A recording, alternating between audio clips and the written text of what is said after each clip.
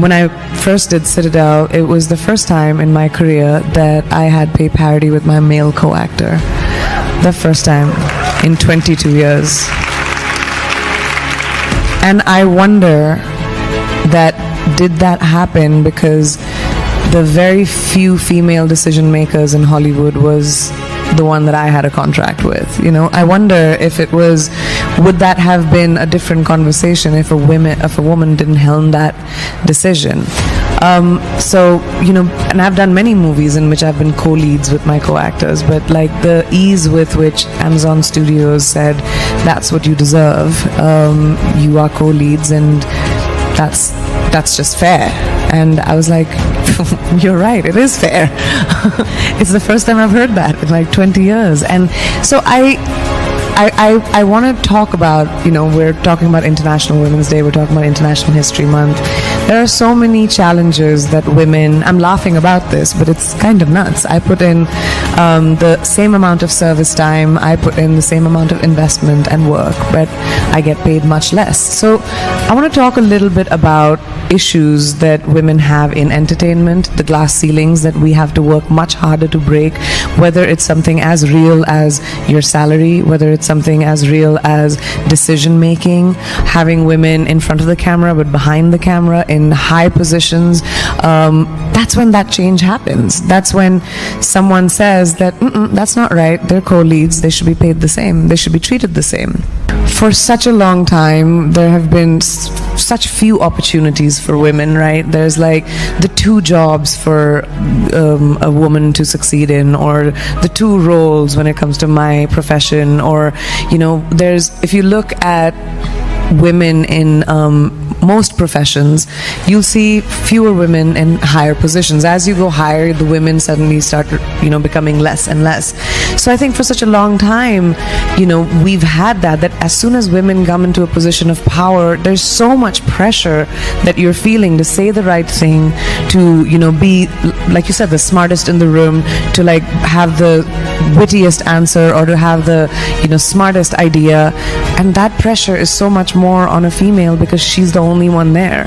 So I think when we talk about turning around, and I'd heard someone say this, that every time a woman takes a step forward, or anyone takes a step forward, turn around and pull someone else up with you. And I think just to practice that every day will create the kind of space that you're talking about, and give us the opportunity. Like when we talk about equality is not about, being the same physiologically as a man. We're different, men, women, and everyone in between. We are unique as individuals. What we're talking about is to be able to have opportunity, equality of opportunity, to be able to have the doors open for us the way they did for guys, to be able to have the freedom of speech, and, to be able to have the freedom and not feel the pressure of being the one that has to decide the work-life balance. Women deal with a lot more of that pressure of how the family is, and the kids, and the home, and than the men do. And I've seen I had working parents, and I saw my mom and dad navigate this when I was very young, and I'm very grateful I have an incredibly supportive partner who, is a wind beneath my wings, and we both balance each other's lives and careers because both are important to us. But that's not everyone's reality. So, being able to take away the pressure from women when they're put into positions, being able to amplify their voices, and take away the power from, you will fail, and if you fail, it's a failure for everyone. It's not. Let's take one step at a time. Let's all succeed together. Let's create opportunities for each other. Let's be proud of each other. Let's do business with each other. Let's not be jealous. Let's not be, the age-old ideologies that kind of divided people. It was just to take away the power. And now we're seeing, in my industry, it gives me so much joy to see so much female on female support, like a woman coming into a room and saying, no, that requires equality. And me working with so many female actors who didn't have leading roles written for them and decided to become producers or writers and do it themselves. There's an empowerment, and now we're partnering together and making movies together. We're like, okay, we're just going to do it ourselves. And there's such a beauty when I look back it's so much fun to be able to, be aware of other people, their time, and to have a certain discipline and to show up for work. But I know when I tell my team, I'm not available after 7 o'clock today. I won't be, because I need to have time for my family. I want to tell jokes. I want to order silly food. I want to watch a movie. I want to, talk to my mom. I want to do stuff that fulfills my soul. And don't get me wrong, I did not know this in the 20s, okay? In my 20s, I did not know this.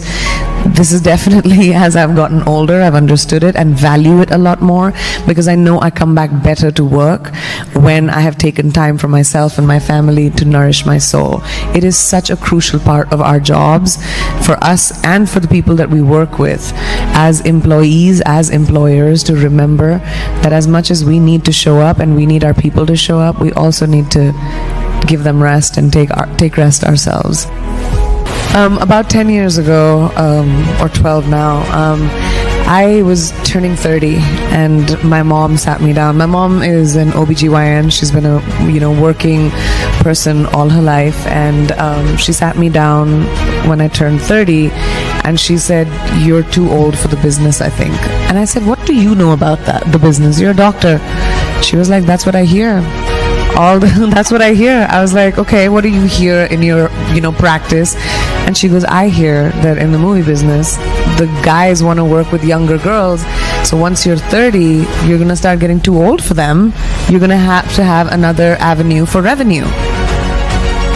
And I was like, what? In my ripe old age of 30, I'm getting out. I'm like, but she put a seed in my head, and I think it did come from her generation being told that 30 is too old, and in the business of vanity, our entertainment, and the equity that is put on how a woman should look, and not just women, actors or talent should look and be able to be ageless and kind of walk through glass and kind of never have the natural process of life ever affect you, because you're an actor. Why should the same rules apply? But when she did say that to me at 30, I kind of thought about it, and I was like, I've been in the business of entertainment for 10 years. I know what production is like. I mean, I had never done it, but I'd been on many film sets. I'm the kind of person that will sit on set and not go back to the trailer once I come to set. I love sitting on set. I love hearing why decisions are being made. I never went to film school. My film school has been my career and the filmmakers that I worked with. And so I decided to start a small production company. My career started pivoting towards working in America. For those of you who know, but for those you don't, I had a music career for like 2 seconds, and I was coming to America and doing music and wanting to be a rock star, and quickly realized that my day job was better for me. But while I was doing that, I started making movies, and my mother named my company Purple Pebble because purple is the color of royalty in India, and she thinks I'm a queen. And Pebble because we're a small company, and we wanted to be the shoulders for other people. The hand that rocks the cradle, the procreator.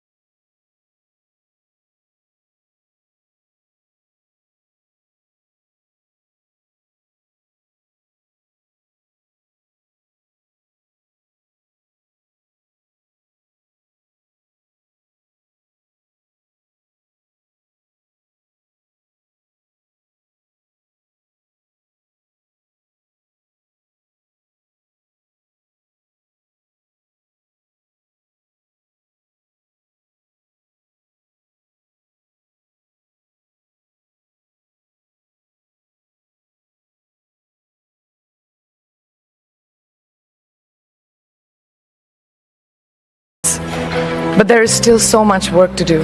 And for me, that is the fuel to my fire.